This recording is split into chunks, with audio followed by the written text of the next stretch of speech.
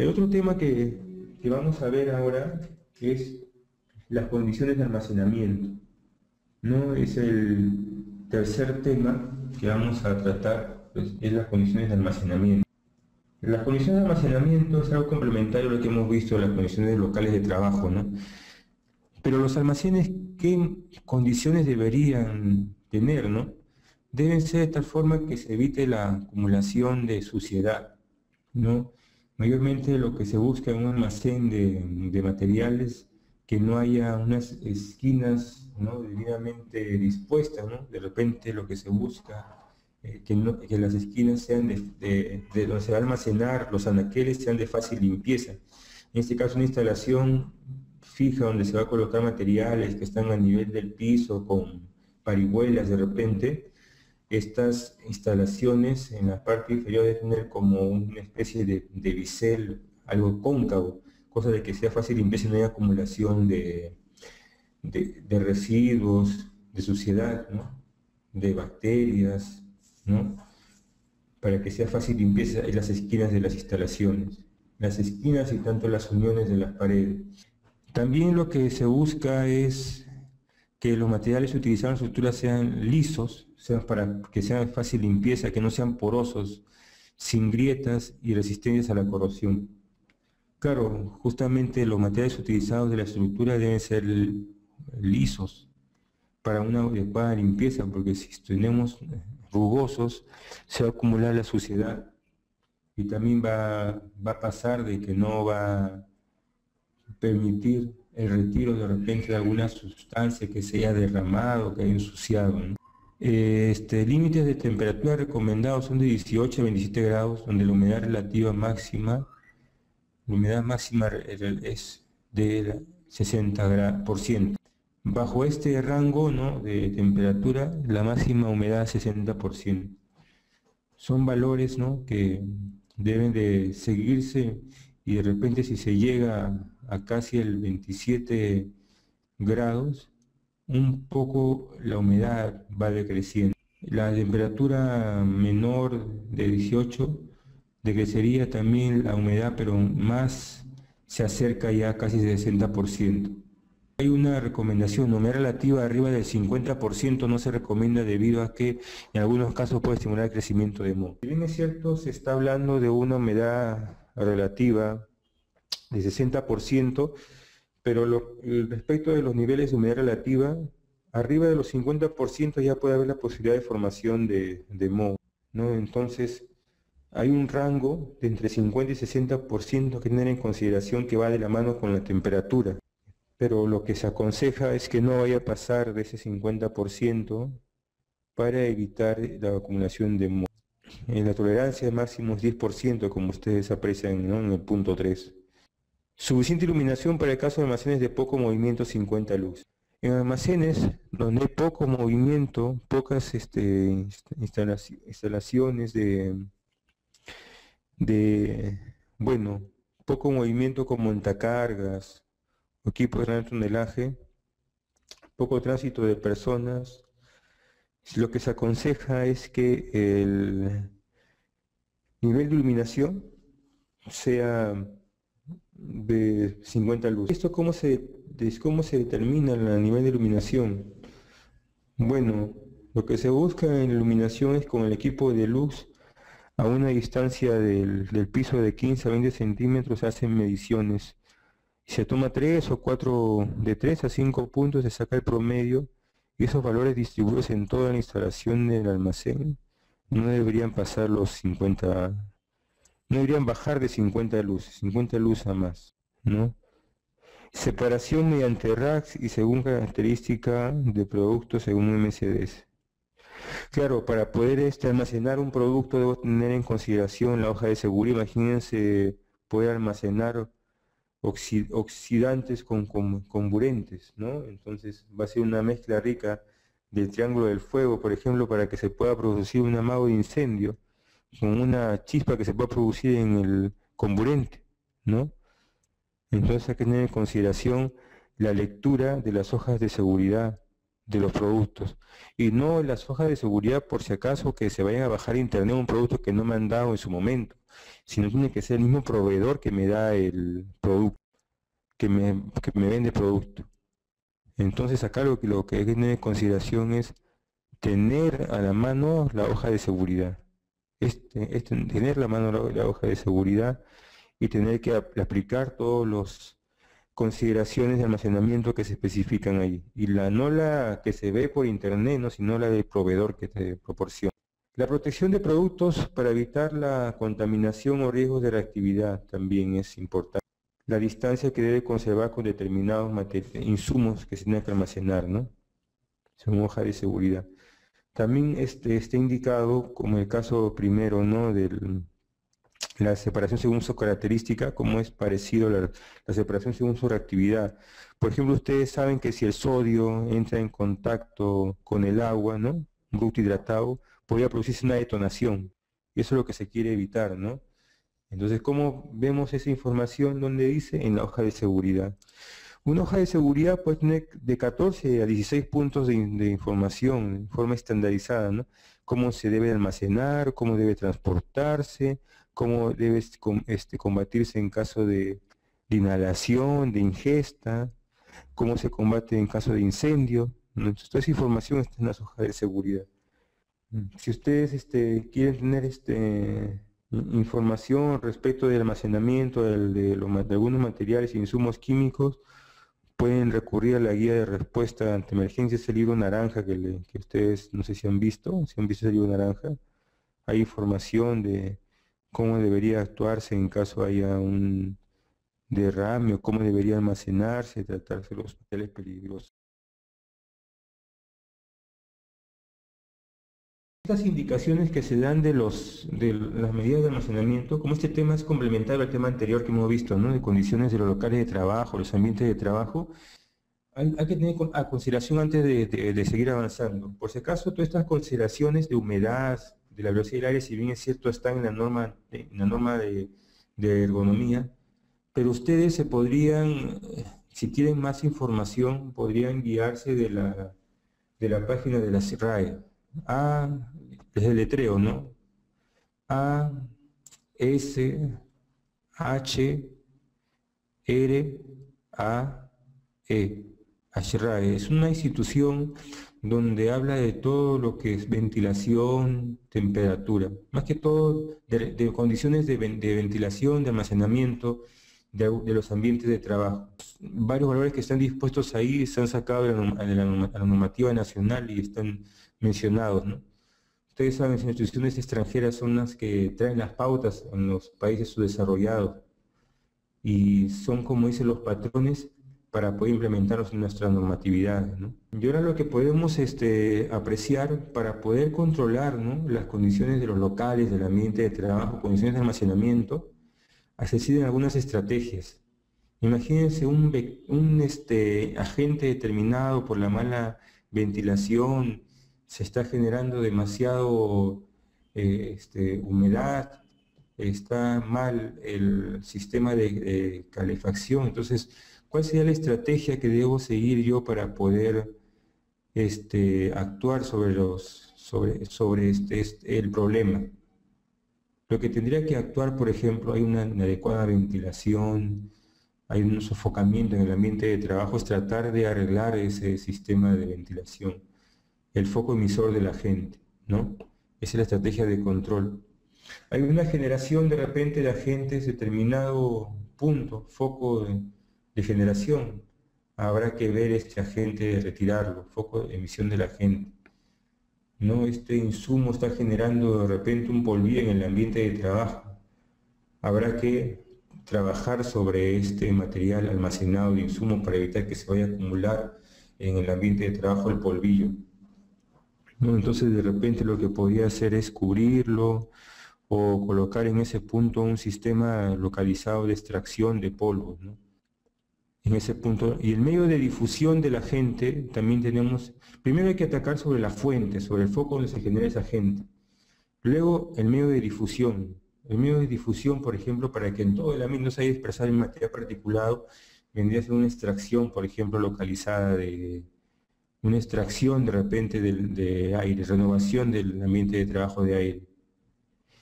Y recién al último va la actuación sobre la persona. Si vemos que está generando un material almacenado, material particulado, no de frente me voy a ir a darle el EPP, el respirador, mascarilla a la persona, trabajador, sino hay que ver que este foco que genera el polvo, material particulado, en el ambiente de trabajo, hagamos las acciones necesarias para atacarlo directamente donde se genera. Y al último recién ver qué cosa le podemos dar a la persona, después que se ha agotado todas las medidas desde trabajar o actuar sobre la fuente, sobre el medio de propagación y al último recién sobre la persona. Si no hubiera acciones que la empresa no permite aplicarlas, habrá que actuar entonces la persona que ya agotar los primeros recursos, ¿no? Las primeras acciones desde la fuente y el medio de difusión.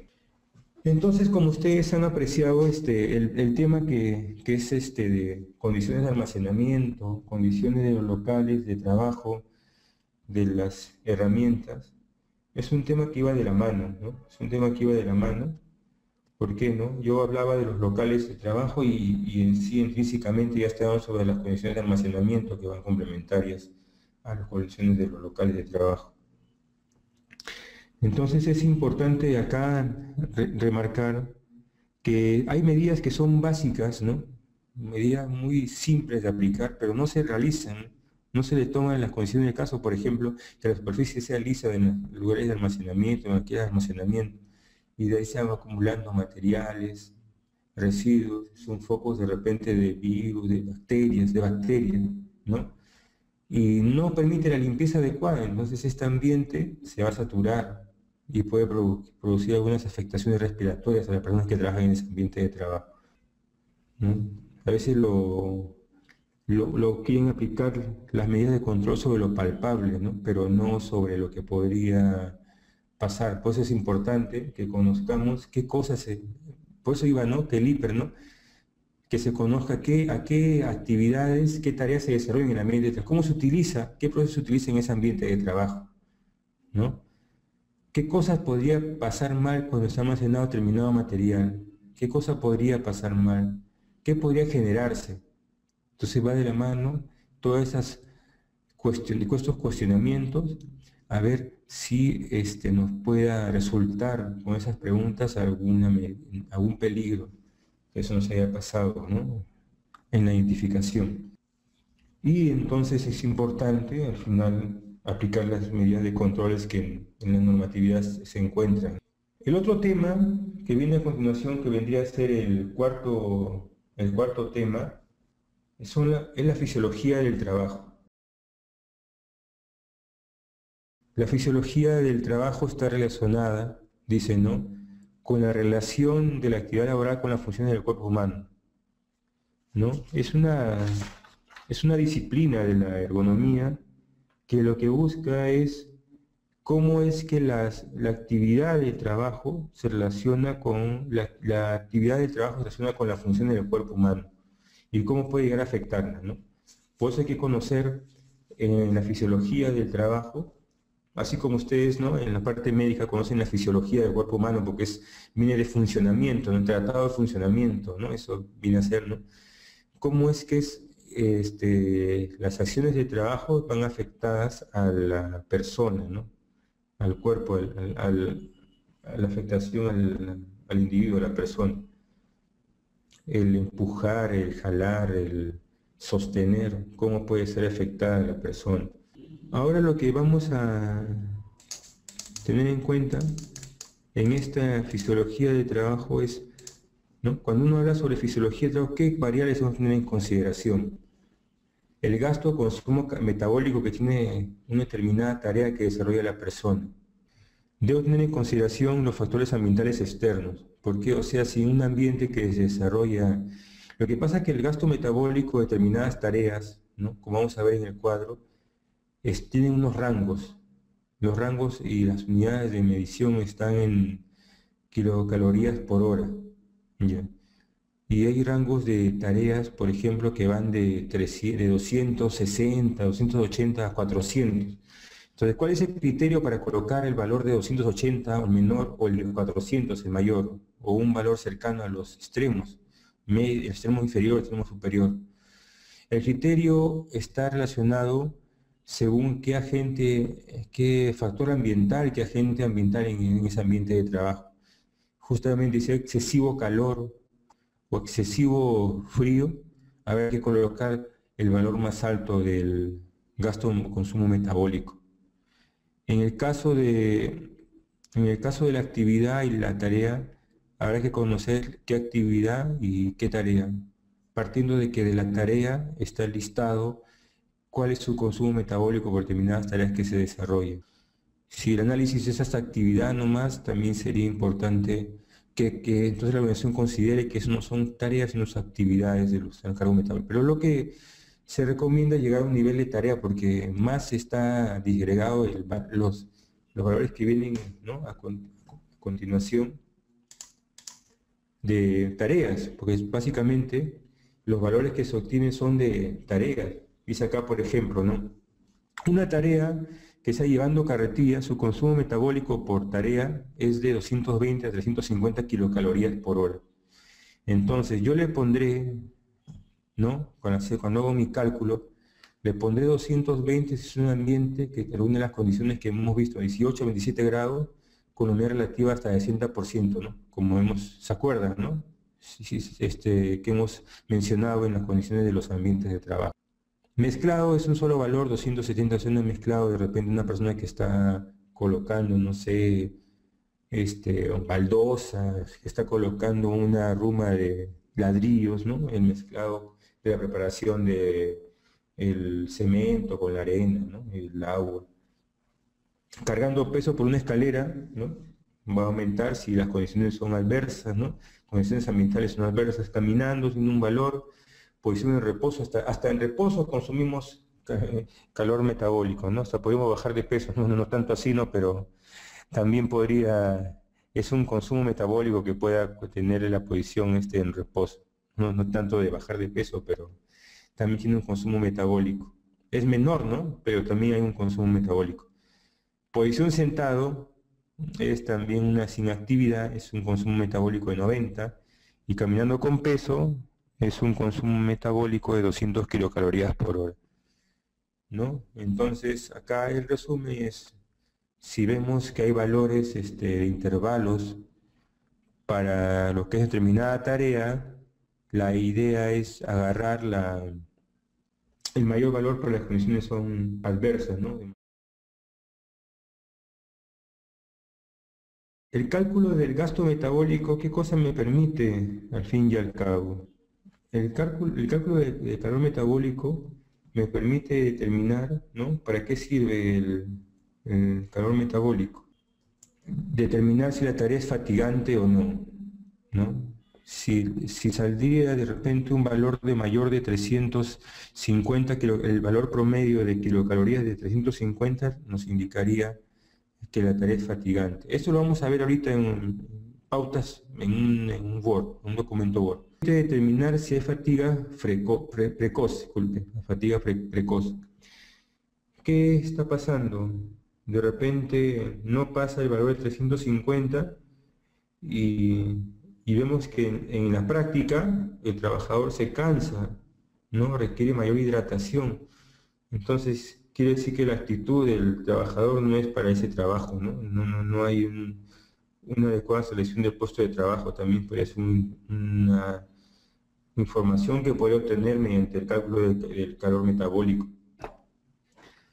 Permite determinar el tiempo de descanso. Claro, con el calor metabólico promedio, si sale mayor de 350 a más, haremos el cálculo del tiempo de descanso. Ese tiempo de descanso en la jornada de trabajo, ¿no? Y yo mencionaba, ¿no?, en algunos casos, ese descanso que se tiene que dar a la persona sí o sí, a veces llega a ser los 60, 70 minutos que están relacionados directamente en la norma, indirectamente en la norma, ¿no? O sea, coinciden indirectamente en lo que dice la norma de ergonomía, ¿no?, de los 50 minutos, 10 minutos de descanso, considerando que pegado al almuerzo y después del almuerzo ya no deberíamos determinar un mayor tiempo de descanso, sino las horas que están alejadas al tiempo de refrigerio. Entonces, acá lo que hay que considerar es que esto puede permitir que el tiempo de descanso que vas a dar a la persona, ¿no? Con el cálculo luego del cálculo de valor promedio del valor metabólico. Se asigna, dice, un tiempo de descanso de resultar el promedio ponderado de los gastos metabólicos con el tiempo mayor o igual a 350 kilocalorías, por lo que mencionaba, ¿no? Primeramente. Entonces, antes de continuar con el tema del desarrollo, no sé si habrá alguna consulta para poder hacer un receso de 15 minutos.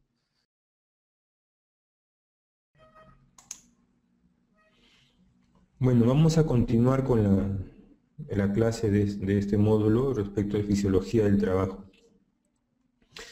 Entonces, como mencionaba, ¿no? ¿Para qué se calcula el gasto metabólico? ¿Cuál es la finalidad? En sí, lo que busca la fisiología del trabajo es la finalidad es cuánto es el tiempo de descanso que debería dar una persona por el desarrollo de su trabajo. Eso es lo que busca lo que busca en sí el fin del cálculo de gasto metabólico en la fisiología de trabajo. Entonces acá lo que ustedes pueden apreciar de que si un gasto promedio por varias tareas que desarrolla una persona, ¿no? De más o menos en una hora se puede sacar en promedio, ¿no? Porque se puede repetir el ciclo de las tareas que desarrolla. Son varias tareas que tienen determinado gasto metabólico. En promedio sale de 350 kilocalorías por hora a más. Entonces esta persona, por las tareas que desarrolla, requiere que se le proporcione un tiempo de descanso.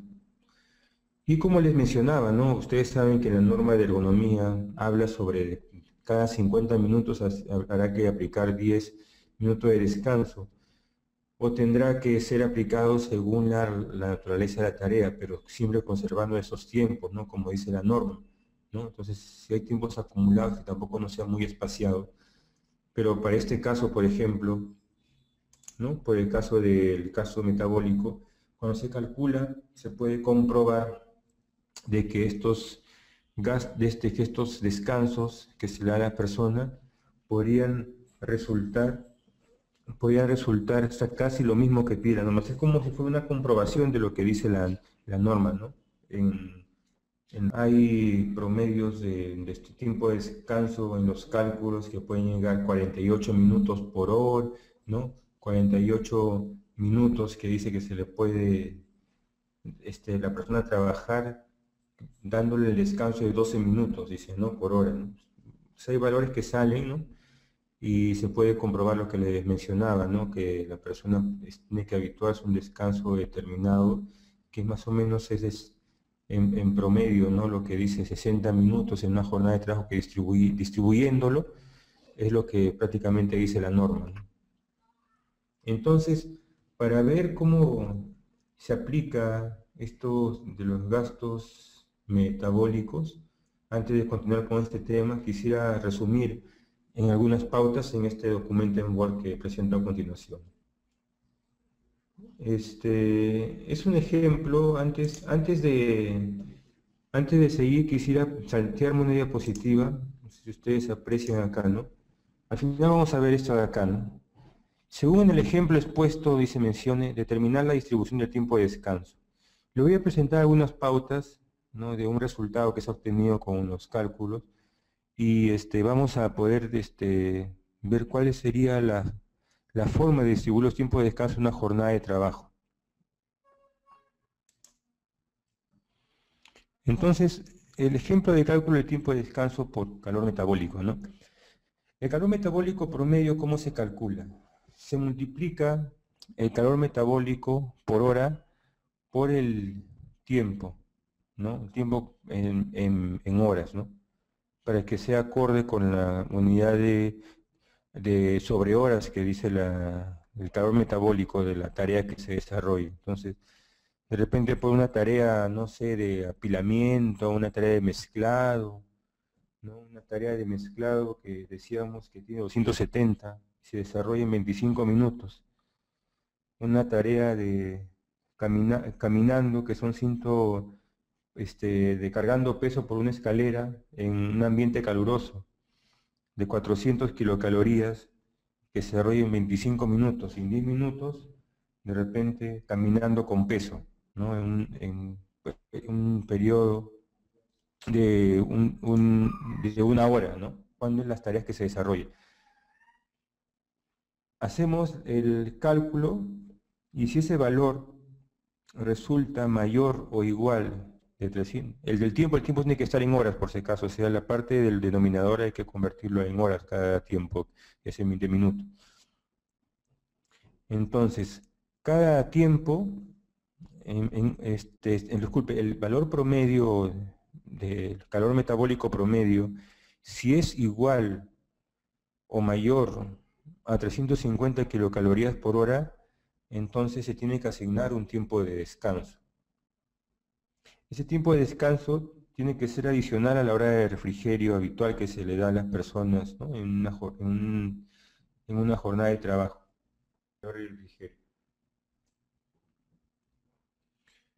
Entonces, lo que vemos acá es que realizando el cálculo podemos obtener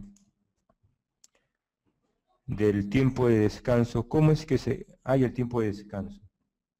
El tiempo de descanso es 350 menos el valor promedio que se obtiene del cálculo que está en la parte superior, ¿no? Según las tareas que se vayan a analizar en la jornada, en un periodo de una hora, ¿no? La jornada de trabajo. El sobre de 80 a 100. ¿Por qué se pone 80 a 100? Es según la característica de cómo yo voy a dar el descanso. Se pone el valor de 80 si el descanso es netamente en reposo, ¿no? echado. Pero se coloca 100 si el descanso es sentado, de sentado a parado, ¿no? Y se resta de menos del valor promedio obtenido del calor metabólico. Esto se multiplica por 100. De resultar un porcentaje de tiempo mayor a 0 se asigna, dice, un tiempo de descanso, ¿no? Se asigna un tiempo de descanso. Si saliera,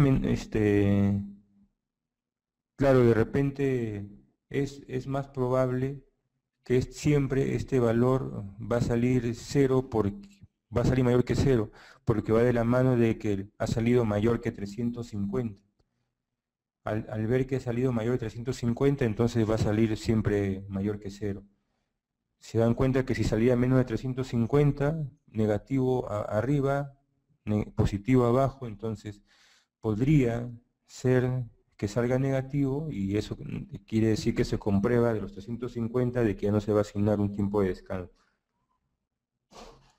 Dice acá, ¿no? Por ejemplo, dice, ¿no?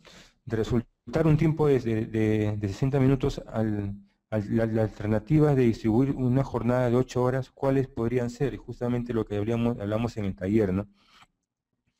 ¿Cómo podría distribuir un tiempo de descanso, ¿no? de 60 minutos? Me piden 60 minutos. ¿Cómo lo podría distribuir una jornada de 8 horas? ¿Cuáles serían las pautas que yo tendría que seguir, ¿no? Entonces, yo podría, como alternativa, y yo creo que sería lo más aconsejable, distribuirlo, dice, 10 minutos en la primera y segunda y última, en la última hora de la jornada de trabajo, los 10 minutos, y 15 minutos una hora antes y después del almuerzo. Lo que se aconseja es esto, ¿no? Si salía 60. Pero también esos 60 minutos lo podría concentrar todo de repente con la jornada de refrigerio, con la hora de refrigerio, cosa que no sería aconsejable porque todo se va a concentrar en un solo, no sería tan aconsejable, podría hacerse, pero no sería tan aconsejable porque como vemos en la norma de ergonomía menciona de que determinado periodo que es de 50 minutos, habrá que dar descanso a 10 minutos. Entonces, es mejor espaciar los descansos para que la persona, al hacer la tarea que está realizando por el mismo trabajo, se restablezca como si recién estuviera haciendo comenzando a hacer la tarea en el ambiente de trabajo.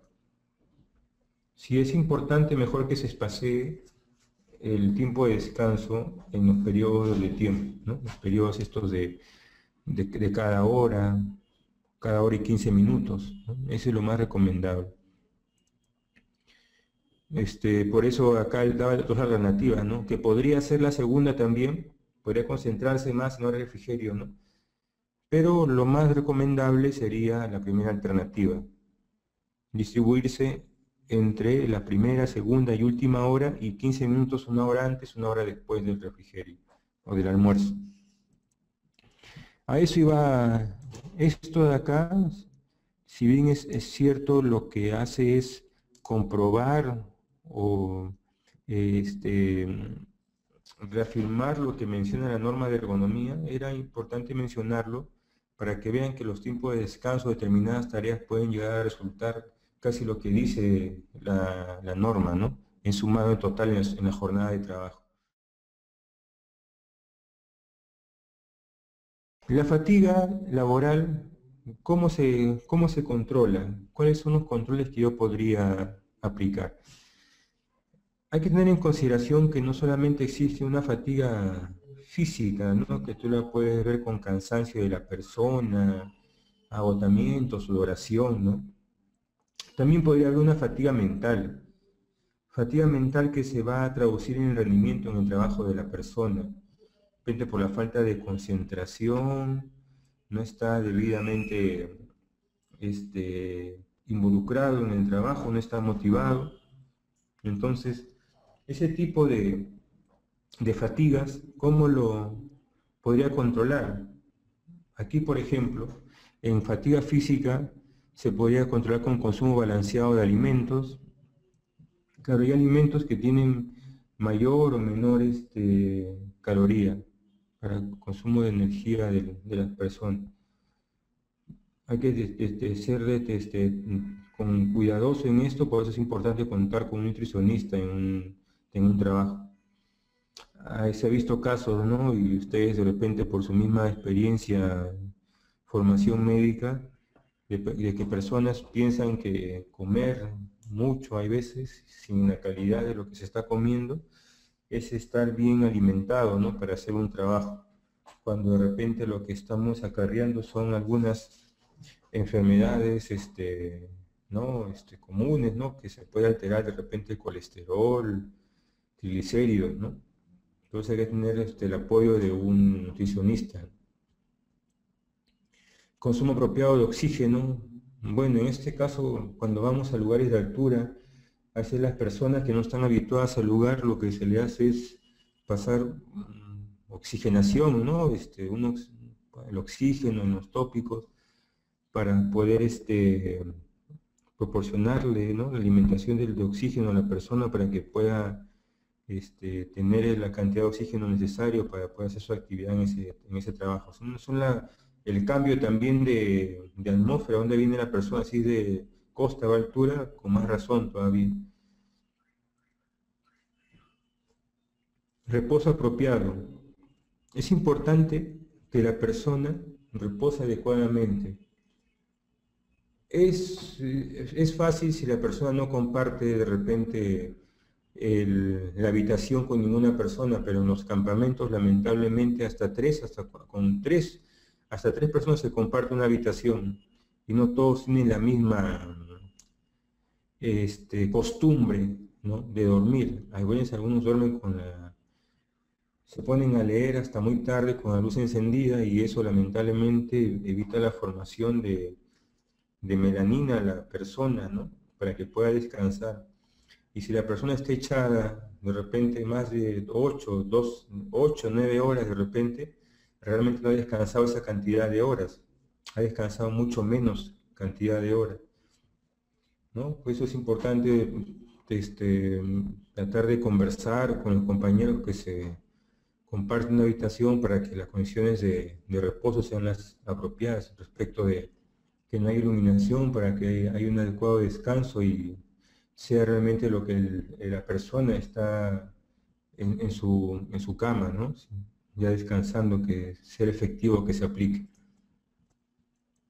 En lo que es fatiga mental, como le decían, no se puede apreciar como consecuencia en la baja de rendimiento, en la concentración de la persona.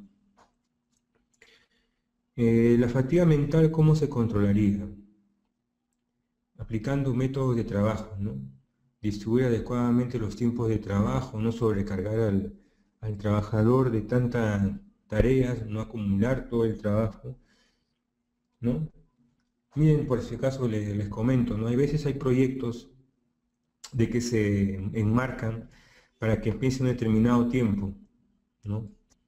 Y también va con la mano con la fatiga física. Entonces, si el proyecto tenía para durar, por ejemplo, ¿no? 8 meses, pero por efecto de determinadas circunstancias económicas o contractuales, podría haber sido de que no se va a empezar en el mes 1, sino en el mes 2, o casi finalizando el mes 2. Todas las actividades del mes 1 se van a tener que hacer en el mes 2. Entonces, todas las personas involucradas, tanto la parte operativa, ¿no? Que hacen el trabajo físico, no sé, de repente de construcción, que es un proyecto de construcción, y tanto las personas que participan en la parte de planificación, planeamiento, tienen que trabajar más, ¿no?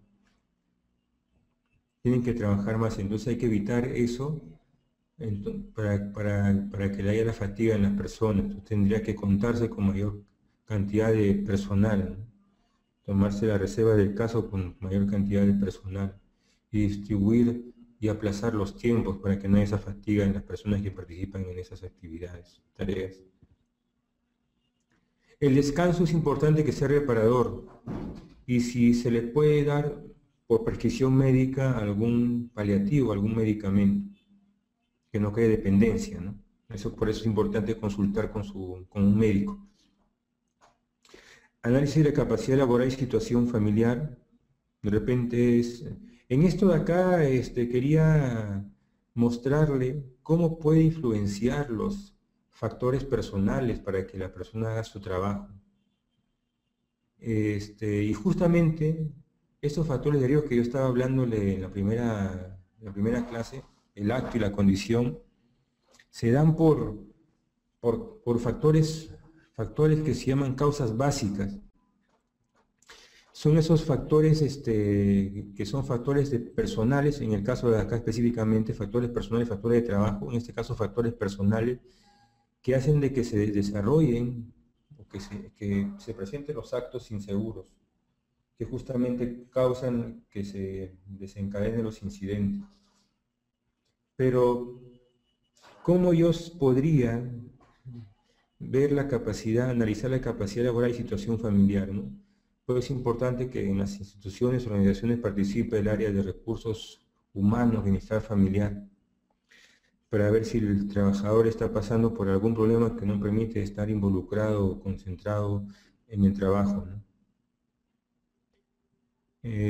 Por eso de repente, si tenemos tiempo el día de hoy o mañana, pasaré el video de factores personales, ¿no? Donde justamente se ve que los factores personales cómo influencian negativamente para que el trabajador no esté debidamente integrado en la tarea que desarrolla y lamentablemente desencadena la ocurrencia de incidentes. Otro punto de fatiga mental, ¿cómo podría controlar? Más que controlar, ¿cómo evaluarlo? ¿No? En sí sería los controles que me salga de la evaluación que yo voy a realizar, ¿no? Porque la evaluación me va a determinar qué controles podría aplicar. Entonces, el método que yo podría aplicar es el método LEST, L-E-S-T, es el método LEST, un método francés que lo que hace es evaluar los factores, aparte de los factores de carga física de trabajo, ¿no? Las posturas, movimientos, ¿no? También lo que hace este método es analizar la parte psicosocial de la persona, cómo es su relación con el entorno, con la carga de trabajo. Entonces, este método me permite direccionar algunas medidas de control de repente, es como un termómetro de cómo está su situación del trabajador respecto del entorno de trabajo, ¿no? Su carga, el contenido de trabajo que tiene, ¿no? Cómo es ese trabajo que de repente requiere mucha concentración, hay demasiado parte numérica que revisar, hay demasiada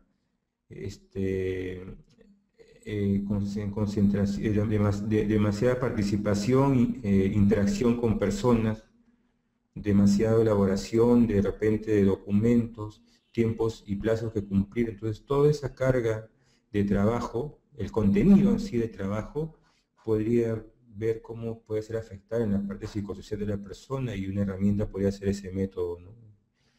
Método LES, L-E-S-T, método LES. Entonces, hasta aquí sería el tema de fatiga laboral.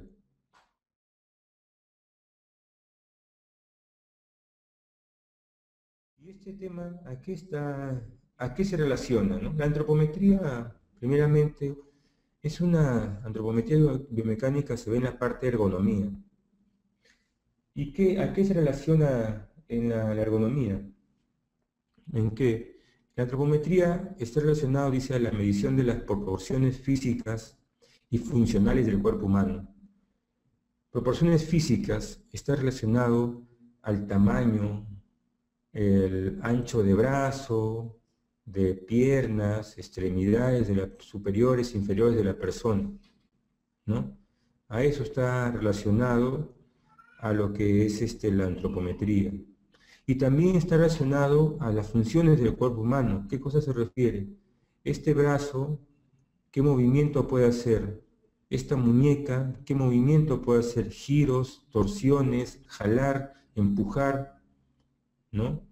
La pierna la puedo levantar, la puedo para poder empujar, patear, ¿no? O sea, algunas funciones, algunas partes funcionales de las partes de nuestro cuerpo que nos permiten realizar actividades de trabajo. Entonces la antropometría, ¿qué cosas nos permite conocer esa información del cuerpo humano?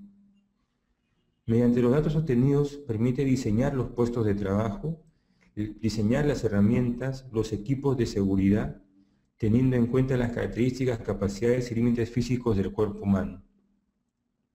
O sea, acá lo que con el conocimiento de la distancia, la altura, el ancho de repente la distancia de los hombros, hasta la altura que tú llegas en la parte superior de la cabeza, que llaman el cervix, ¿no? ¿Cómo tendría que diseñar yo mi maquinaria, el tablero de la máquina para que sea manipulado por la persona? ¿Cómo tendría que diseñar yo mi silla de trabajo? ¿Cómo debería diseñar yo ese ambiente de trabajo? Esto está relacionado justamente a los equipos, herramientas que se van a utilizar en el ambiente de trabajo, ese diseño. Y acá vemos algunas variables antropométricas que tendríamos que guiarnos, que son las lineales, distancias de un punto a otro, ¿no? Las distancias lineales en el cuerpo, las anchuras, ¿no? En este caso de la parte superior del hombro, de la parte superior de un hombro, la parte del acromión, parece que se llama así, acromión. Las longitudes diversas que tiene de repente los dedos, la palma de la mano, el antebrazo, el brazo, ¿no? Este tipo de la pierna, ¿no? El pie, ese tipo de distancia, ¿no? Los perímetros que va a poder circunscribir las partes del cuerpo, ¿no? ¿Cuál es el perímetro que abarca de repente la palma de la mano, el codo de la persona cuando se apoya, ¿no? ¿Qué perímetro ocuparía? Y también hay que tener en cuenta como variables antropométricas, ¿no? Medidas de la justamente viene de la palabra griega de persona, ¿no? Antrometría, medidas, ¿no? El plano frontal, que ustedes aprecian acá en la figura, el plano frontal, el plano, en este caso el plano frontal que lo están viendo ustedes, en la figura está mencionado como plano coronal. El plano transversal es ese plano que se encuentra paralelo al piso, ¿no? Paralelo al piso. Y el plano sagital o medio es el plano que pasa por la línea media, como es ese plano que está pasando y que ven en la figura ustedes como cortando la parte del tórax de la persona, ese es el plano sagital medio.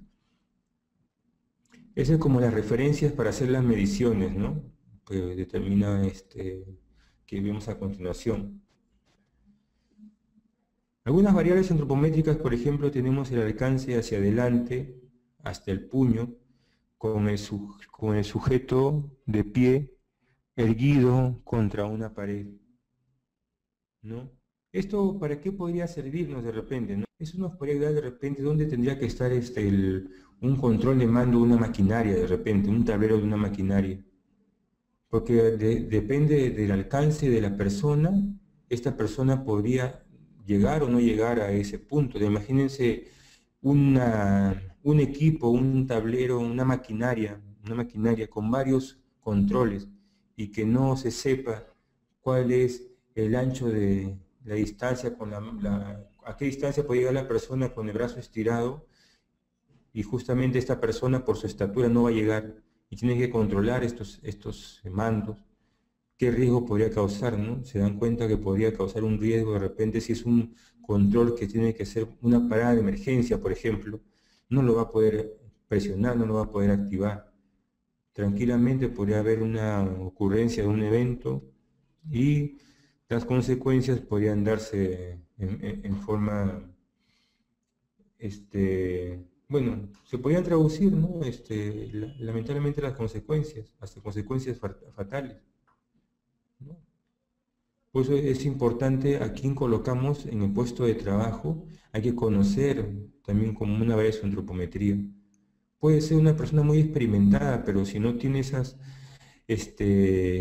condiciones físicas, ¿no? En este caso su actitud o su antropometría, no le permitirá hacer el trabajo adecuadamente, crea un riesgo para el trabajador. Y siendo un riesgo, como consecuencia un evento puede producirse. La estatura, distancia vertical del suelo a la parte superior parte superior media de la cabeza, ¿no? El cérvix. El vértex, disculpe, vértex. Altura de los hombros del suelo al acromio, ¿no? Es la parte, altura de la punta de los dedos, del suelo al eje del puño. En este caso podría servirme para ver cómo va la persona a manipular la carga y de qué tamaño como máximo podría ser la carga para esa altura de la persona, ¿no? Hay unas determinadas dimensiones de una carga que no deberían sobrepasar en 2 de sus 3 dimensiones, no es que lo vamos a ver mañana. Y si pasara, ya no sería factible que la manipule una sola persona. A pesar de que no sobrepase los 25 kilogramos, ¿no? No debería manipular una sola persona. Por eso mañana vamos a ver algunas características que se asocian para decir que la carga se puede manipular, no solamente es a rajatabla los 25 kilogramos, sino hay otras características más que tiene que cumplir la carga, ¿no? La altura de la punta de los dedos, anchura de los hombros, altura biacromial, anchura de cadera, de pie. De repente esto puede servir, ¿no? La anchura de los hombros para ver cómo podría la persona colocarse en una cabina de manipulación de un determinado equipo, ¿no? ¿Cómo tendría que ser el espaldar de ese asiento? ¿Qué distancia debe tener? ¿No? Eso nos podría apoyar ese dato. Anchura de la cadera de pie en este caso sería para ver cómo se va, en qué nivel debería estar el asiento para que la persona no vaya a estar ni cogiendo ni estirando mucho los pies, las piernas, mejor dicho, ¿no? Se dan cuenta que todas estas variables al final lo que buscan es diseñar los equipos, las herramientas, los materiales en el ambiente de trabajo para que al utilizarle no cree un riesgo al trabajador. La altura de los ojos, ¿no? Altura sentado, dice, desde el asiento hasta el vértice, en este caso, nos podría direccionar a qué distancia debería llegar el espaldar de la silla, a qué distancia tiene que ser la parte, la parte superior del espaldar de la silla, dónde va a llegar la parte lumbar de la silla, ¿no? Cómo debería ser el asiento. Y por ende también como se va elevando el asiento, también lo que tendríamos acá es altura de los codos también, para apoyar el codo con el brazo estirado, ¿no? Para ver cómo podría, hasta qué nivel tendría que colocar los reposabrazos de la silla. Altura de los ojos, sentado desde el asiento hasta el vértice inferior del codo. En este caso, de repente para la nivelación, la colocación de un atril de una computadora, de una pantalla de computadora o de la pantalla de la laptop. En este caso, como les dije, no se recomienda que el uso constante de la laptop en un ambiente de trabajo, ahora que es muy usual que los trabajadores llevan su misma laptop a las oficinas. Por eso es mejor colocar un teclado independiente para evitar de que la persona vaya a ocurrir un riesgo de una lesión en el túnel del carpo, por ejemplo, ¿no? Un antebrazo. En lo que es, la altura de los ojos, ¿no? Ya hemos hablado ahorita, lo que es la altura de los hombros, sentado, ahí también va parecido a lo que puede ser el diseño de un asiento, o también puede ser de una cabina, el asiento de una cabina del funcionamiento de un equipo, ¿no? También podría ser utilizado estas variables para poder diseñar los EPPs. Claro, yo no he visto personalmente algún EPP que haya sido elaborado, un arnés, por ejemplo, que haya sido elaborado por una determinada altura de la persona, ¿no? Por eso que las hebillas, las correas, tienen determinado distancia para que pueda asegurarse, ajustarse. Pero también está el riesgo, lamentablemente, en personas de baja estatura, porque hay veces le va colgando las hebillas, las correas de un arnés. Y para ese caso lo que sí habría que considerar en el arnés es un aditamento como un seguro, un plástico que vaya como a asegurar, ajustar toda la correa, la hebilla que pueda sobrar de un arnés, para que no esté colgando en el trabajador que tiene baja estatura y vaya a provocar un riesgo de una caída, un atrapamiento. Sí ha habido casos de trabajadores que lamentablemente han tenido partes del arnés, esas correas que les menciono, ¿no? Las correas de ajuste que van en la parte del pecho o en la parte de las piernas, donde han estado cerca a máquinas que tienen movimiento constante e intenso, ¿no? Estamos hablando de, por ejemplo, las hélices las volantes de una máquina que lamentablemente no tiene guarda, las volantes de una máquina que no tiene guarda, ¿no?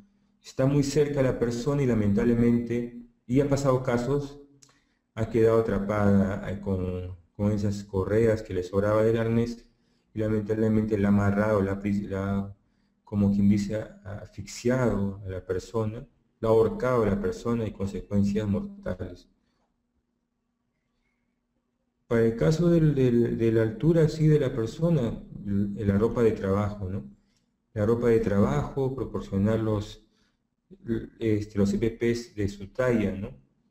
Hay veces en las empresas no se proporciona el zapato de seguridad que es el tamaño adecuado de la persona, le da muy chico o le da muy grande. Lamentablemente cuando es muy grande el zapato, la persona al caminar puede tropezarse, ¿no? Y caerse, puede provocar un incidente, ¿no? Y yo apreciaba a una persona que se desplazaba raudamente en una obra en estas contratistas de instalaciones de instalaciones de cableado subterráneo, parece que de fibra óptica, se desplazaba muy rápidamente y se cayó, se tropezó y se golpeó, ¿no? Posiblemente de repente el zapato que utiliza no es de su talla o no le queda muy ajustado, porque la persona no estaba corriendo con otro afán no de terminar o hacer rápido el trabajo, sino un desplazamiento ligero, ni tan ligero, y lamentablemente le produjo un tropezón, una caída. Y vi que la superficie estaba sin ninguna protuberancia, sin ningún obstáculo, ¿no? A veces por no dar el PP, que en este caso el zapato de talla adecuada, podía provocar estos riesgos de caída, ¿no? Entonces, como ustedes aprecian, las diversas variables antropométricas lo que me permite es diseñar los materiales, herramientas, ¿no? Disculpe, en este caso no tanto los materiales, sino las herramientas y los equipos, maquinarias, los mandos, ¿no? Los mandos, los controles de los equipos, maquinarias, herramientas, diseñar las herramientas. Eso sería lo que es las variables antropométricas. Y acá, por ejemplo, lo que se hablaba, ¿no? Según la distancia del ancho de la mano estirada de la persona con sus puños, me puede llegar cuál sería el área máxima de trabajo que va a ocupar en una mesa de trabajo, de redundancia. ¿Cuál va a ser el espacio que va a utilizar la persona en esa mesa de trabajo, ¿no? Para que pueda poder, de repente es una mesa grande donde está compartida con varios operarios, y esa distancia que tanto es la que va a ocupar la persona según sus dimensiones, ¿no? Que hemos mencionado. Pues es importante la antropometría, saberla, ¿no? Para los diseños de los equipos, maquinarias del puesto de trabajo, herramientas también, ¿no? Entonces acá se aprecia, ¿no? Cómo esos anchos de la persona, esas áreas que son ocupadas por la persona, que tanto va a ser cómodo según sus distancias, sus dimensiones que la persona tiene. En altura, por ejemplo, según la altura de la persona, por eso veíamos la altura hasta donde llega con los puños cerrados desde el piso, hasta donde llega desde el piso hasta el vértex, ¿no? Lo que hablamos, hasta el acromio, hasta donde llega, para ver dónde está, a qué nivel llegaría la mesa de trabajo. Una mesa de trabajo muy alta o muy baja también implicaría un riesgo a la persona. Muy alta, prácticamente los hombros están elevados y no hay una postura relajada de los hombros. Va a estar casi elevado los hombros y va a querer apoyarse, ¿no? Apoyarse para poder hacer la actividad. ¿No? Por eso que hay que considerar la importancia, ¿no? De ver cuál es la altura para proporcionar a un nivel de trabajo adecuado de la mesa de trabajo, ¿no? Ahí pueden ver también la parte inferior cómo sobresale, ¿no? Un descanso que vendría a ser como un ligero, vaya redundancia, descanso que hace la persona con su pie cuando lo va alternando, va poniendo un pie, saca y pone el otro pie. Y acá sería importante también, como la persona está en postura de pie constantemente, proporcionar tapetes ergonómicos, ¿no? ¿Estos tapetes en qué consiste? Son tapetes de naturaleza, composición amortiguadora de tipo caucho, que no es completamente fuerte contacto con el piso, sino tiene un ligero amortiguamiento, en lo cual le va a permitir a la persona estar parada sobre ese tapete, para que no vaya a sentir la solidez, ¿no? La solidez del piso. Imagina estar parado sobre una estructura de repente de concreto, ¿no? Por la naturaleza misma de las máquinas, los equipos se encuentran en ese lugar. Entonces, sin ningún tipo de amortiguamiento en la superficie le puede ocasionar una afectación, ¿no? De repente en la exposición a, a la compresión de los miembros inferiores al piso, ¿no? Del pie al piso. Toda la presión se va a sentar entre los pies y no hay ningún amortiguamiento. Entonces se podría recomendar el uso de tapetes ergonómicos, ¿no? Tienen estructura amortiguante. Entonces, como se dan cuenta, la antropometría es el primer paso antes de tratar la biomecánica para resultar en un adecuado diseño del sistema de trabajo. Por eso quise que la biomecánica estudia lo relacionado a las estructuras de carácter mecánico que existen en los seres humanos, en los seres vivos, fundamentalmente el cuerpo humano. Las estructuras de carácter mecánico se refieren a cómo va a ser de repente la torsión, el jalar, el empujar, el dar este sentido horario, antihorario a la mano, los movimientos del cuello de la persona, ¿no? Las flexiones, las extensiones, todo ese tipo cómo se llama, de características de carácter mecánico, ¿no? Por la misma naturaleza del cuerpo humano, deben ser consideradas en la biomecánica, ¿no?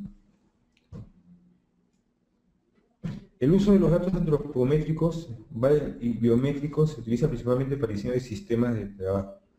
O sea, con los datos antropométricos tengo el diseño de la maquinaria, el equipo, las herramientas. Y la biomecánica, los datos biométrico, cuántos ángulos puede desplazarse de repente, hasta cuánta distancia puede llegar el desplazamiento de la mano de la persona, del antebrazo, del brazo, el estiramiento de la persona al hacer de repente una torsión, jalar, empujar, ¿no? Esos datos nos permiten, ¿qué cosa? Con el dato antropométrico se complementa lo biométrico para poder diseñar los sistemas de equipamiento, herramientas, accesos, puestos de trabajo. ¿Qué sistemas yo voy a aplicar para el equipamiento? ¿Qué sistemas voy a aplicar? ¿No? Diseño de sistemas. Para diseño de sistemas voy a aplicar en el uso de herramientas, ¿no? ¿Cómo lo voy a utilizar las herramientas?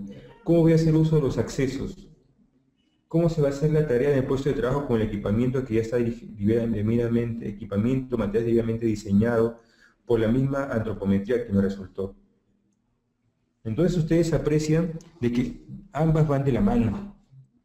La biomecánica, la antropometría para diseñar las herramientas, equipos, ¿no? De trabajo, herramientas, equipos, maquinaria en el puesto de trabajo, y la biomecánica es cómo se va a utilizar estos equipos, herramientas, maquinaria de puesto de trabajo. Por eso dice, eso es lo que sirven los datos biométricos. Acá vemos, por ejemplo, una persona que está en posición sentada y cómo es que debería apoyarse, ¿no? En la parte, en el espaldar. Apoyarse de la parte dorsal o la parte lumbar. Se recomienda y es mejor apoyar de la parte lumbar para que dé mayor estabilidad en la postura de la columna o la columna de la persona. Bueno, también se recomendaría un uso de cojín lumbar. La altura del teclado, ¿no?, que ha sido determinada por la antropometría de la persona, que me permita hacer uso del teclado y movimientos con la mano, el antebrazo de la persona. Los apoyapiés, en este caso, deben de ser diseñados de tal forma que tenga una inclinación de 15 grados, ¿no? Y el apoyo que, en este caso, la biomecánica, ¿cómo participa? Que cuando la persona se apoya, como les mencionaba, en lo que son las condiciones locales de trabajo, lo que mencionaría en este caso es pegar, en este caso, los codos cómo se mantienen los codos apoyados al cuerpo, ¿no? Es importante a lo que le decía, ¿no? Los muslos, la pierna. ¿Para qué sirve que se haya diseñado este reposapiés que tiene una inclinación de 15 grados? Esto me va a permitir, como apreciamos en la figura, que no va a ser específicamente 90 grados el ángulo que va a formar el muslo con la pierna de la persona, ¿no? O sea, de la rodilla hacia el pie, con el muslo, ¿no? Como ustedes aprecian, hay una ligero ángulo, ¿no?, ligera desviación, que, como les mencionaba, podría ser hasta 100 grados. Hasta 110 grados podría ser como máximo, se recomienda que sea hasta 100 grados. Hasta 100 grados.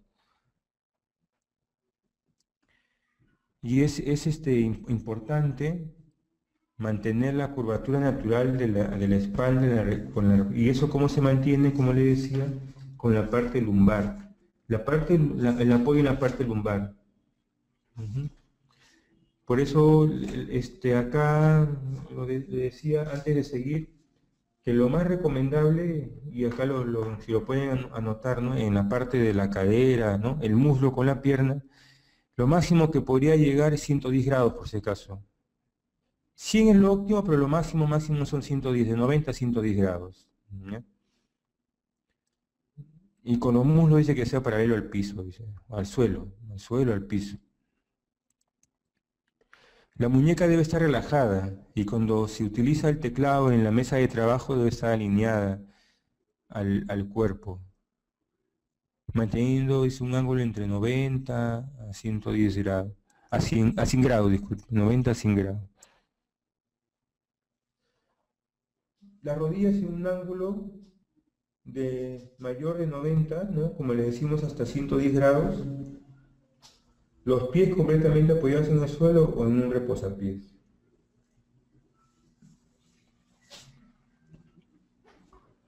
Entonces se dan cuenta, ya diseñé según la distancia de las partes del cuerpo cómo va a ser la silla de trabajo, hasta qué altura va a llegar la mesa de trabajo, ¿no? Toda esa información que he obtenido parte básicamente de cómo es la antropometría. Acá podemos ver cómo se manifiesta la presión interdiscal de una postura de la persona, ¿no? Justamente se diseñó de repente hasta dónde podría desplazarse la persona con la carga, ¿no?, según la antropometría. Pero acá en la biomecánica lo que vamos a ver cómo es afectada una parte funcional del cuerpo, que en este caso vendría a ser la columna vertebral en la parte lumbar, por la mala manipulación de carga, ¿no?, por desplazar carga de forma incorrecta. Como ustedes aprecian, la parte del eje del tronco de la persona, de la columna, está hacia su cabeza, ¿no?, y la parte donde debería estar el eje de la persona andando con la carga, claro, la carga siempre apoyada a la parte del tórax, del cuerpo, debe estar alineado, ¿no?, hacia ese eje perpendicular, ¿no?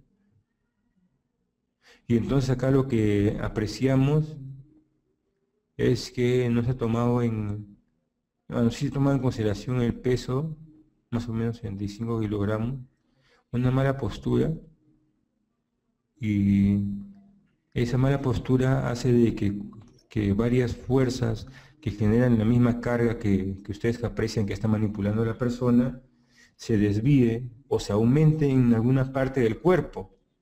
¿Y dónde creen ustedes que va a aumentar? ¿En qué parte del cuerpo? Como ustedes aprecian en este punto de la columna, ¿no? Dice FC. Y ahí se puede apreciar de que podría aumentar el peso de la persona hasta en 5 veces por una mala postura. Si la persona de repente pesa 60, 65 kilogramos, por una mala postura podría llegar hasta 5 veces el peso en ese punto de la columna del disco vertebral. Por eso es importante, vuelvo a repetir, conservar una adecuada postura en la manipulación de carga. Los momentos de la fuerza que se aplica, ¿no? La fuerza de la carga, el eje es en este caso el que está pasando por la proyección de la fuerza FP, ¿no? De la carga. Entonces, en ese punto, que vendría a ser donde ven en el FC, donde llega el FC, que vendría a ser el punto de la parte lumbar de la columna, el peso podría llegar de la persona que es X, puede llegar hasta 5X, 5 veces el peso de la persona, por una mala manipulación de carga.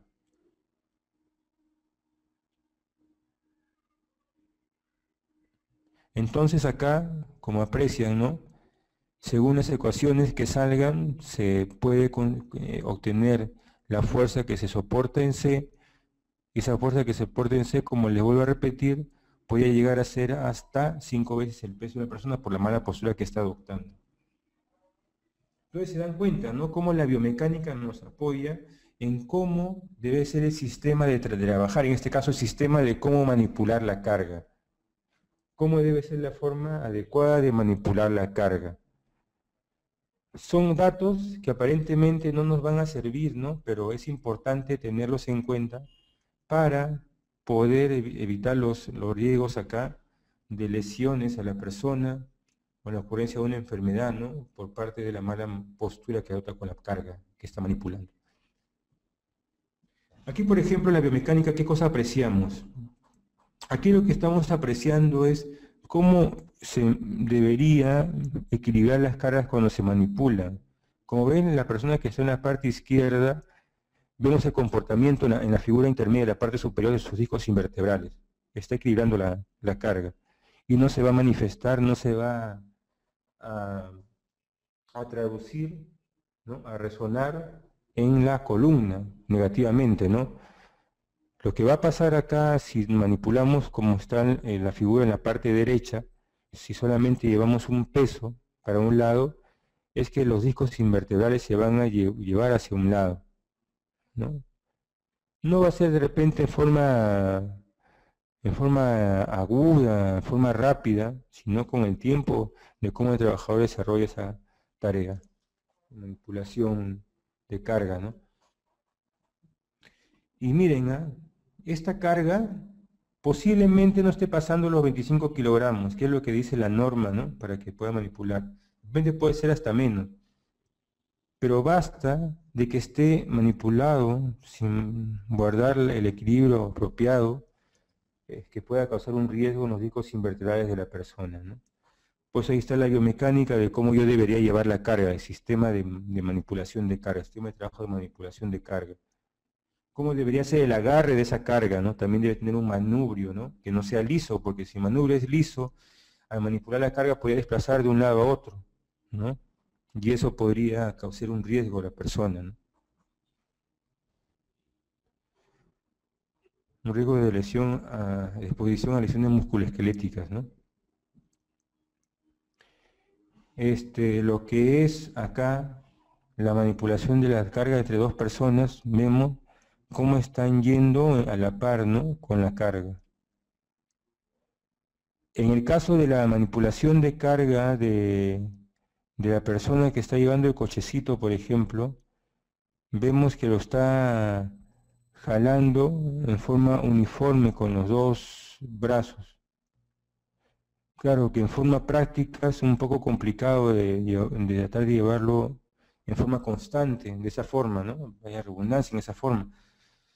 No, pero sería de repente llevarlo hacia adelante, ¿no? Lo óptimo para que no se esfuerce solamente una parte, ¿no? del cuerpo, que es el brazo de repente derecho, izquierdo, según la persona como sea, ¿no? Si zurda, diestra, ¿no? En este caso, pues la persona que está llevando este pedazo de tubo, ¿no?, cilíndrico, no está sentando toda la carga hacia un lado, sino lo está equilibrando con otro pedazo de metal, ¿no?, sujetando la parte intermedia del tubo que va llevando con el brazo izquierdo, para que no se concentre todo el peso de ese tubo en la parte izquierda de la persona, ¿no? Entonces acá lo que se aprecia es un equilibrio de cargas para que no vaya a afectar en la columna, en la médula, columna vertebral de la persona, ¿no? Y miren, pueden apreciar la analogía entre la persona que está llevando el cochecito, la chica que está llevando el cochecito, con la persona que está al último llevando un buggy, ¿no? Un buggy carretilla con una carga, ¿no? Cómo está equilibrando el peso. No se está yendo para un lado hacia otro de su cuerpo.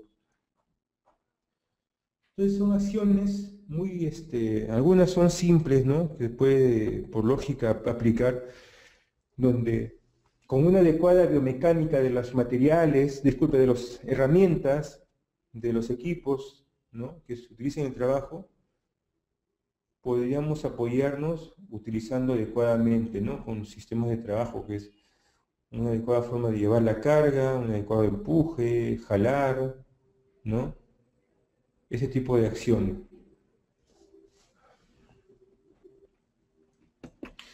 La biomecánica de la mano, ¿no? La mano, cómo se desplaza respecto, cuáles son las fuerzas, los movimientos que se desarrollan con la mano que pueden causar riesgo a la persona, ¿no?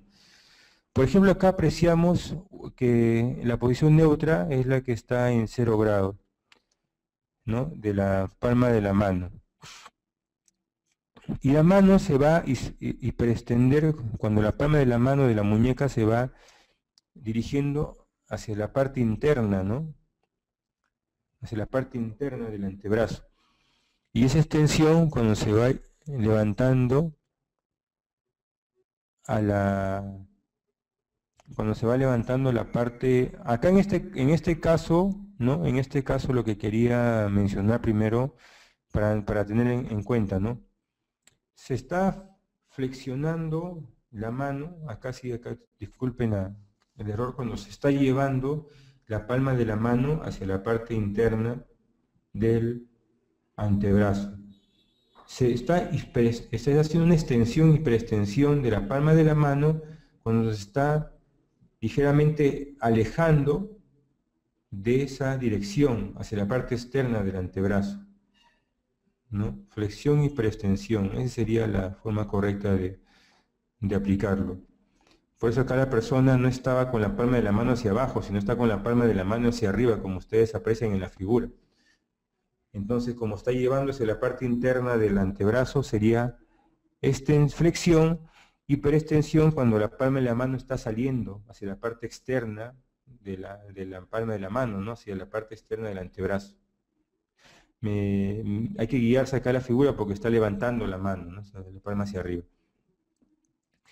Y acá podemos apreciar en la figura C, dice, ¿no?, flexión hacia adentro de la palma de la mano y extensión hacia afuera de la palma de la mano, o hacia afuera, hacia la parte externa del antebrazo. La propanación, dice acá, propanación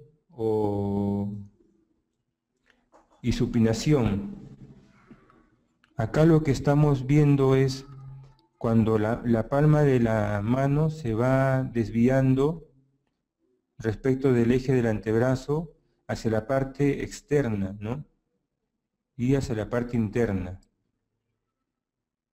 Y acá en lo que es la desviación cubital y radial, vemos cómo está la desviación radial neutra, ¿no?, desviación cubital cuando va hacia afuera con dirección hacia el hueso que es el cúbito, y dirección que es adentro, como si fuera hacia dentro del cuerpo, ¿no?, la desviación hacia la parte interna del cuerpo, ¿no?, respecto a una mano derecha, por ejemplo, hacia la parte izquierda, ¿no?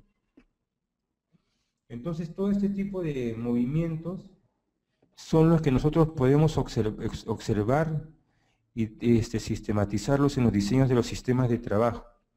¿Y esto para qué nos ayuda? ¿Qué nos permite? Reducir o mitigar el riesgo de lesiones en las personas, en los trabajadores, ¿no? Y eso, por ejemplo, lo podemos evaluar en los métodos de evaluación ergonómica, como el método REVA, por ejemplo. El método REVA lo que hace es analizar las posturas forzadas del trabajador en un determinado ambiente de trabajo. Entonces, el método REVA que nos ayuda a poder analizar las posturas de trabajo, ¿no? De las posturas forzadas, porque justamente nuestro indicador va a ser esas desviaciones de la palma de la mano, el antebrazo, el brazo, ¿no? La muñeca, ¿no? La muñeca, palma de la mano, el cuello, las piernas, el tronco, qué tanto se desvía. Esos indicadores nos ayudan justamente para poder determinar qué tan riesgoso es la tarea que desarrolla el trabajador. Y eso es conociendo estos movimientos que desarrolla la biomecánica propia del trabajo, ¿no? Entonces acá, hasta acá hemos llegado respecto de desarrollar el último tema por el día de hoy, pero no quería, antes de, si tienen alguna consulta, yo quería pasar un video que resume los factores personales, le decía, que desencadenan la ocurrencia de los incidentes. Y justamente estábamos hablando en la fatiga mental, ¿no? Cómo esos factores personales el empleador debería poner recursos necesarios para poder identificarlos y tomar acciones necesarias, ¿no? Para que el trabajador se integre y esté concentrado en el ambiente de trabajo. No sé si tienen alguna consulta hasta aquí. Dejo unos minutos para que hagan consultas.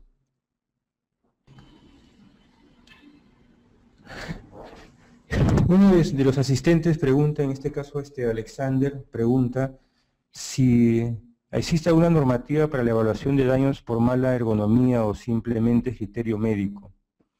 Justamente estaba mencionando y hacía mención de la norma básica de ergonomía, que es específicamente se llama Norma Básica de Ergonomía y de Procedimientos de Evaluación de Riesgo Disergonómico, que es la resolución ministerial 375-2008-TR.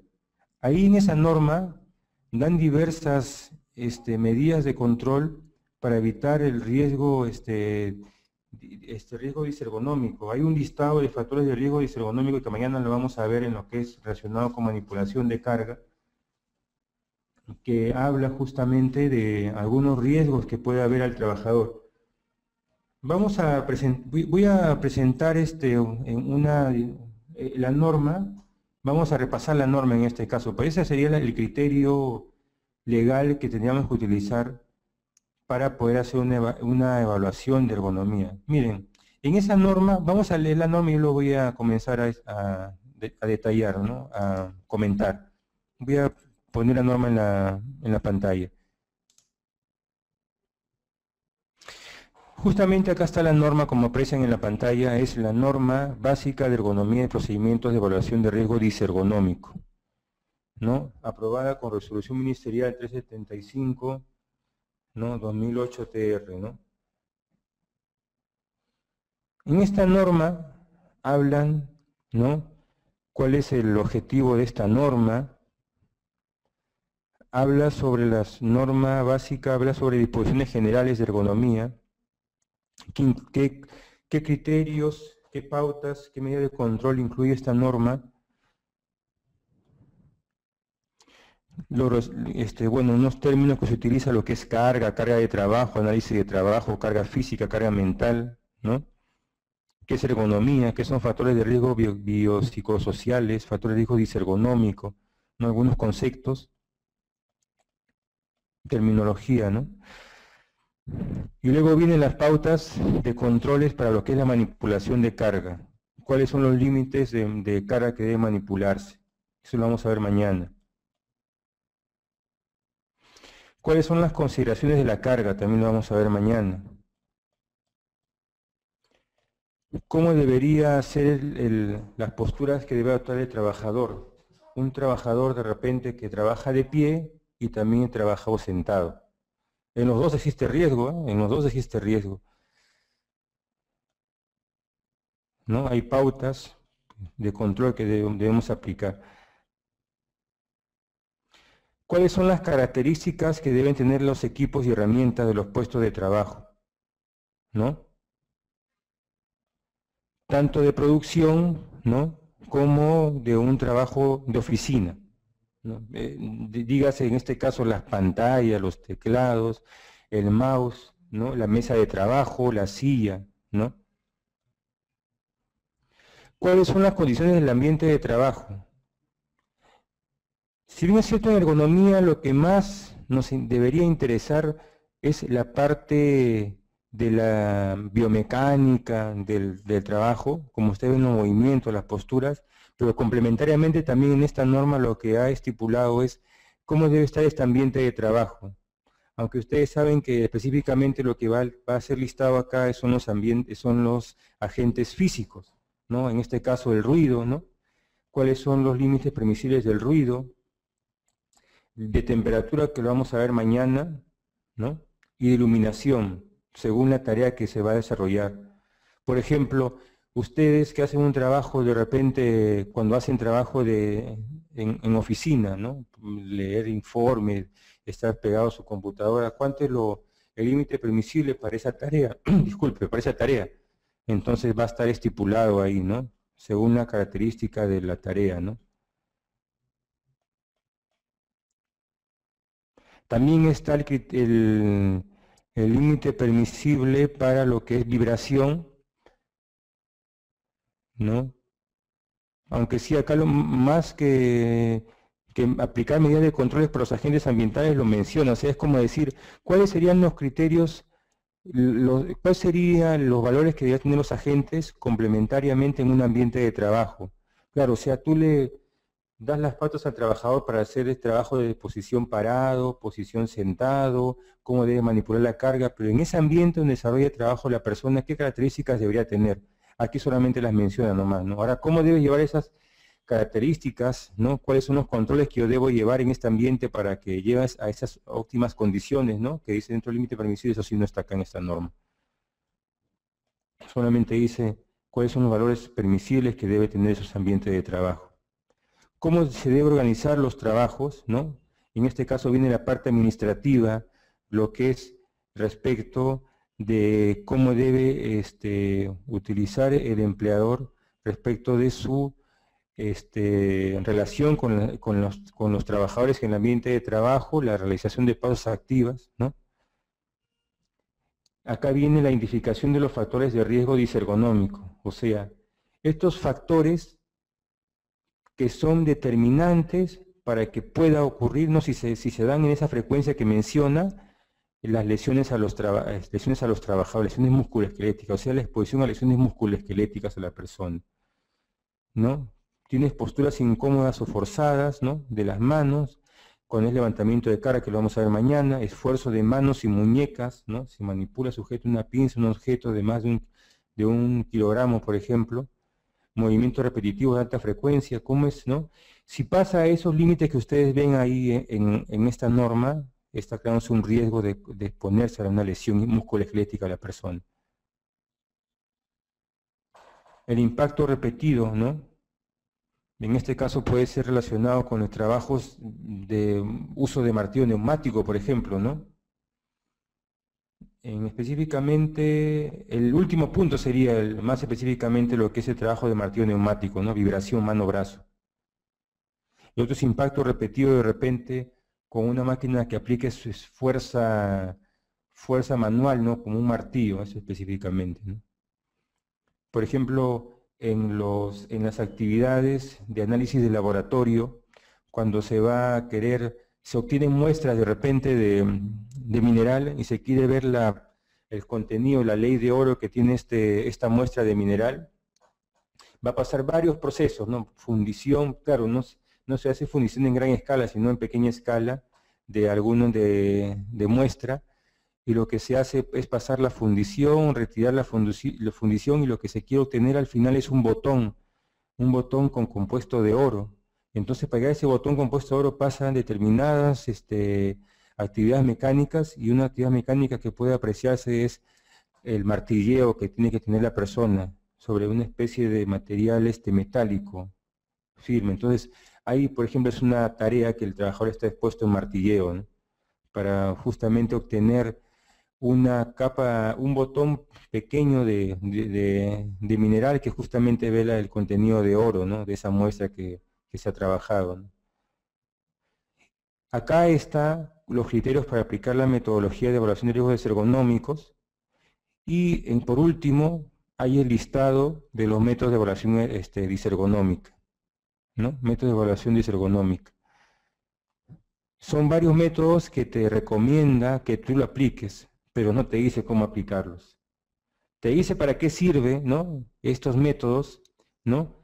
Pero no te dice cómo aplicarlos, como ustedes ven, ¿no?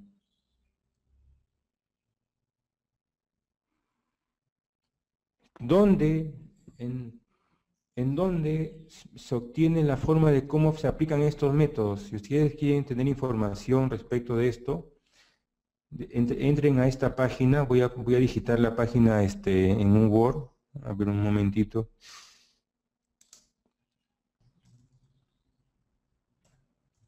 De repente la han escuchado. En esa página que es ergonautas.com. Entonces, en esa página lo que ustedes van a poder apreciar es cómo se aplica los métodos de evaluación. Sí, cómo se aplican los métodos de evaluación, los métodos de evaluación ergonómica. Como le menciono, ¿no? Solamente en la norma te dice qué métodos aplicar, pero no se dice cómo aplicar. Y estos métodos, lo que al final resumen es la prontitud de la medida de control, nada más. No te dice qué control aplicar, sino la prontitud de la medida de control. Eso es lo que resume al final el método. ¿Qué tan urgente es aplicar la medida de control?